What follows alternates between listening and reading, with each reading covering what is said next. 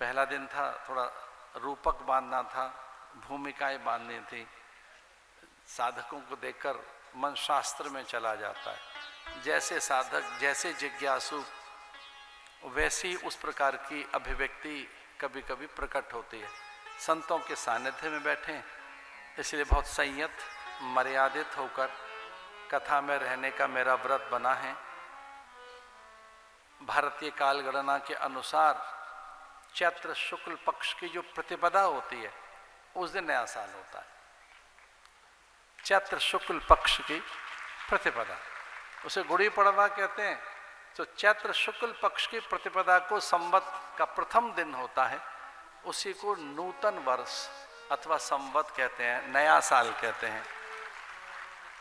अब मैं देश विदेश में घूमता हूँ। पिछले 35 साल से मैं अमेरिका और यूरोप की यात्रा कर रहा हूँ, इंग्लैंड की यात्राएं। हवाई जहाज में बैठना होता है और इस प्रकार के व्यवहार करने होते हैं कि किस तरह से कौन से अंक गणित करें। बहुत प्रयास है हमारे वैदिक गणित का। मैं निरंतर भारतीय संस्कृति और उसके विचार के अधीन ही रहता हूँ। पर अब सन और ईस्वी के कारण ये देखिए, कुछ लोग ये आंगल काल गणना तो कर ही रहे, तो आंगल काल गणना के अनुसार ये भी एक नया साल है। तो आज भी एक प्रकार से आंगल मतानुसार ईस्वी और सन के हिसाब से देखें तो लीजिए 2023 गया और आज है 2024 का पहला दिन। तो इस प्रकार से नया दिन, नववर्षम, नवहर्षम, नवोल्लास, नवप्रीति, नवाचार, नव उमंग, नूतन तरंग। कितने भाग्यशाली हैं कि 2023 गया और 2024 का दिन आया, आंखें खुली और हम कथा में बैठे हैं।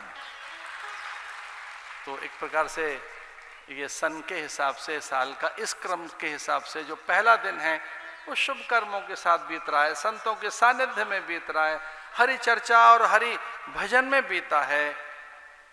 भगवान की कथा प्रवाहित हुई। ये वर्ष आपके लिए कल्याणकारी हो, शुभ कर्म कर सके हम, नए कीर्तिमान गढ़ सके हम, जो हमें और अच्छा करना था उसे कर सके हम। ऐसी बहुत सी शुभकामनाओं के साथ कल पुनः प्रस्तुत होंगे आपके बीच में समयानुसार।